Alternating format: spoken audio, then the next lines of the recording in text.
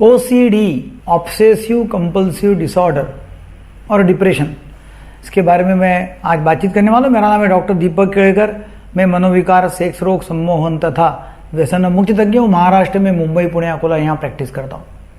Obsessive compulsive disorder ये करीब करीब 2 से 3% लोगों को, मतलब 2 से 3% लोगों को जनरल पॉपुलेशन में अफेक्ट करती है ये बीमारी।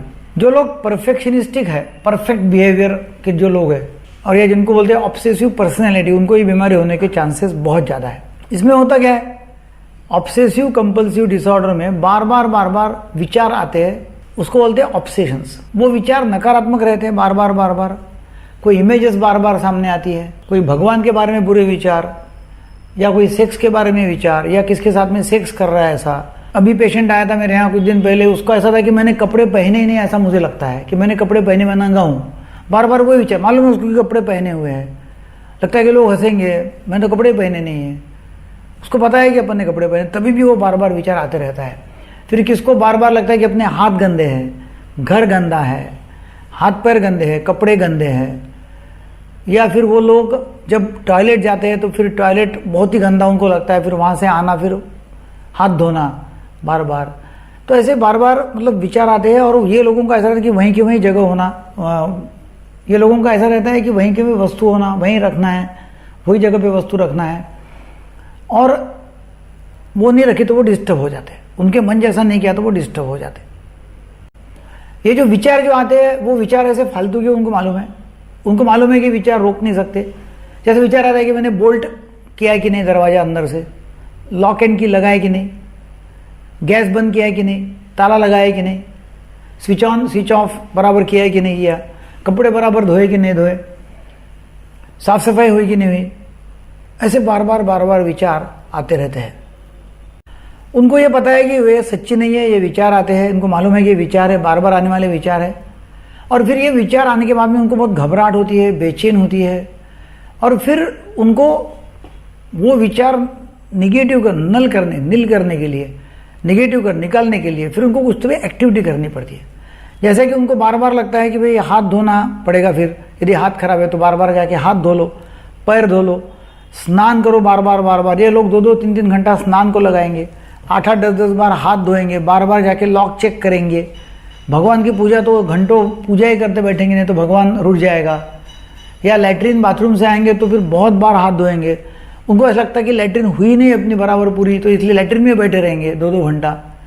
अच्छा, खुद को नहीं, फिर बाकी लोगों को भी उनको लगता है कि वो भी गंदे हैं, तो उन्होंने भी साफ सफाई रखनी चाहिए, साफ सफाई करनी चाहिए।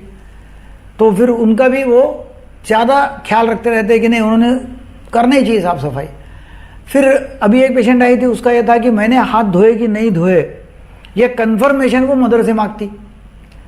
तो मदर को खड़ा रखना है बाजू में और हाथ धोना, बोलना हाथ धोए, अच्छा धोए, फिर धोएंगी, फिर बोल धोए, अभी हो गए साफ, ऐसा बार बार कन्फर्मेशन मांगेंगी। तो ये फिर बार बार कुछ तो भी काम करते रहेंगे जिसके उनके विचार कम हो जाएंगे। फिर विचार कम होने के लिए वो कुछ ना कुछ एक्टिविटी करेंगे तो उनको थोड़ा सा अच्छा लगता है, थोड़ा रिलैक्स लगता है। बाद में फिर विचार आते हैं तो फिर वैसे ही चालू हो जाता है। फिर एक्टिविटी में 3 बार एक्टिविटी करेंगे, या 6 बार एक्टिविटी करेंगे, या 3 बार एक्टिविटी करके 1 बार गिनेंगे, ऐसे 3 बार करेंगे। ऐसा उनको मैजिकल नंबर्स जो है, मैजिकल नंबर्स है ना, तो वो ऐसे मैजिकल नंबर के ऊपर वो काम करेंगे, नंबर्स के ऊपर काम करते हैं। फिर वो स्टेयरकेस चलेंगे तो उतरेंगे तो गिनेंगे, नहीं तो फिर वापस आगे पीछे करेंगे। एक तो हमारा पेशेंट ऐसा है कि वो एग्जामिनेशन टेबल पे लेट गया, तो उसको उठो बोलो तो उठेगा नहीं, वो फिर उठेगा बैठेगा, उठेगा बैठेगा, ऐसा करेगा, और फिर खड़ा रहेगा, फिर आगे पीछे करेगा, और फिर आगे बढ़ेगा। उसको ज़बरदस्ती किया तो इतना वो ताकत लगाता है कि उसको आप हिला नहीं सकते। हाँ, उसका खुद का विचार निकल गया, फिर हिलता है वो। फिर होता क्या है, ये लोग अवॉइड करना चालू करते हैं, बाथरूम अवॉइड करना, public bathroom, public toilets avoid करना।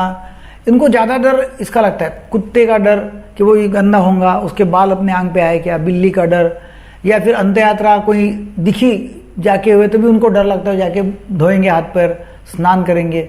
कोई मरने की सुनाई दिया उनको कि कोई मर गया है, तो फिर वो सुन के भी उनका जी मचलाता है और वो स्नान करेंगे।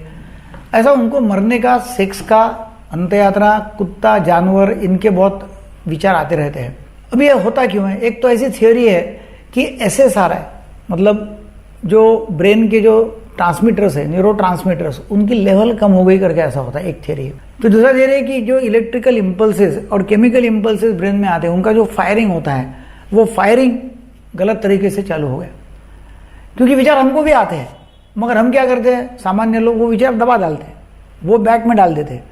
इनका ऐसा है कि एक बार वो शुरू हो गया कि वो बंद ही नहीं होता, वो रोक नहीं सकते विचारों। अभी इसका ट्रीटमेंट क्या है? ट्रीटमेंट एक तो SSRI है, जो कम हुए न्यूरो ट्रांसमीटर उसकी लेवल बढ़ाना, मतलब SSRI की दवाई देना, ट्राइसाइक्लिक एंटीडिप्रेसेंट है वो देना।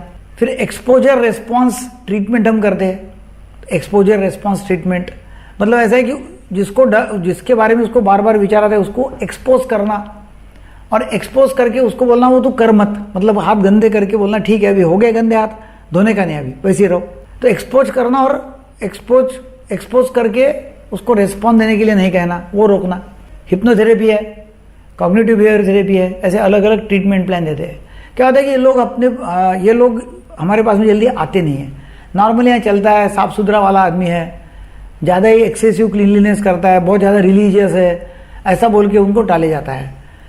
साल 2 साल तक तो हमारे पास में आते नहीं है। तो ऐसे लोग आपको दिखे तो जरूर आपके घर में होंगे, आप खुद होंगे, तो जरूर अपने साइकियाट्रिस्ट से कंसल्ट करो।